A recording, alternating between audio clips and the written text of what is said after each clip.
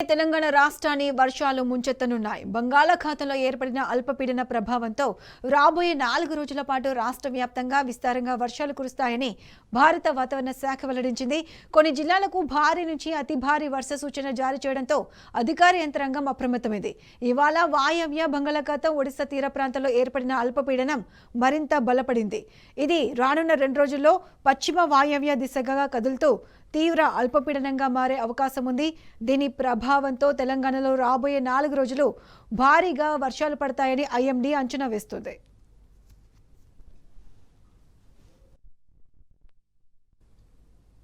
వాతావరణ శాఖ సూచనల ప్రకారం ఇవాళ జయశంకర్, భూపాలపల్లి, ములుగు జిల్లాలో అతి భారీ వర్షాలు పడే అవకాశం ఉంది. తూర్పు తెలంగాణలోని జిల్లాలో కుండపోత వర్షాలు పడే అవకాశం ఉందని ఐఎండీ హెచ్చరించింది. ఇక రేపు ఖమ్మం, కొమరంభీం, భద్రాద్రి కొత్తగూడెం, జయశంకర్, భూపాలపల్లి, మహబూబాబాద్, ములుగు, వరంగల్ జిల్లాలో అక్కడక్కడ భారీ వర్షాలు పడే అవకాశం ఉంది. అదే సమయంలో ఉరుములు, మెరుపులతో పాటు బలమైన ఈదురుగాలులు కూడా వీయవచ్చని వాతావరణ శాఖ అధికారులు చెబుతున్నారు. వీటితో పాటు ఆదిలాబాద్, హైదరాబాద్, జగిత్యాల, కరీంనగర్, నల్లగొండ, నిజామాబాద్, రంగారెడ్డి, సిద్దిపేట, సూర్యాపేట సహా రాష్ట్రంలోని పలు జిల్లాల్లో తేలికపాటి నుంచి మోస్తారు వర్షాలు కురిసే అవకాశం ఉందని వాతావరణ శాఖ స్పష్టం చేసింది. బంగాళాఖాతంలో ఏర్పడిన ఉపరితల ఆవర్తనం అల్పపీడనంగా మారడంతో తెలంగాణలో కుంభవృష్టి వానలు పడతాయని ఐఎండీ హెచ్చరికలు జారీ చేసింది. కొన్ని చోట్ల ముసురు వానలు కమ్ముకోగా మరికొన్ని చోట్ల భారీ వర్షాలు కురుస్తాయని తెలిపింది. రాష్ట్రంలోని 13 జిల్లాల్లో భారీ నుంచి అత్యంత భారీ వర్షాలు పడే అవకాశాలున్నాయని చెబుతుంది.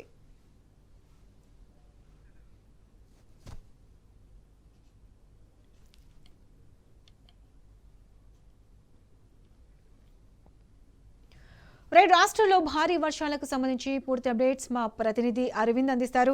అరవింద్, చెప్పండి, రాష్ట్రంలో మరో 4 రోజుల పాటు భారీ వర్షాలు కురిసే అవకాశం ఉన్నట్టు వాతావరణ శాఖ తెలిపింది. దీనికి సంబంధించి అప్డేట్స్ ఏంటి?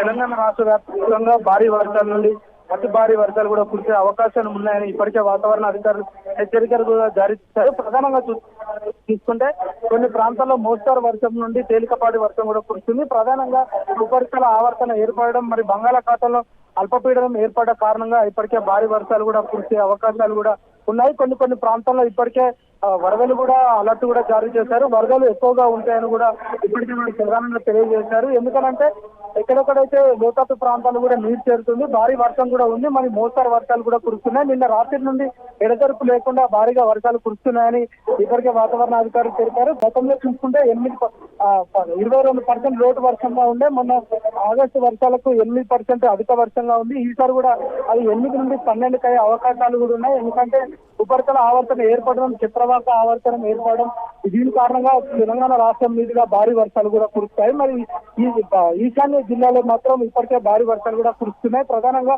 భద్రాద్రి, కొత్తగూడెం, ములుగు ఈ జిల్లాలో మాత్రం ఇప్పటికే ఆరెంజ్ అలర్ట్ కూడా జారీ చేశారు. రానున్న 3 రోజుల పాటు ఇక్కడ భారీ వర్షాలు కూడా కురిసే అవకాశం ఉన్నాయని కూడా ఇప్పటికే వాతావరణ అధికారులు ప్రధానంగా తెలియజేశారు. మరి ముఖ్యంగా చూసుకుంటే ఈశాన్య భారతదేశంలో బంగాళాఖాతం మరియు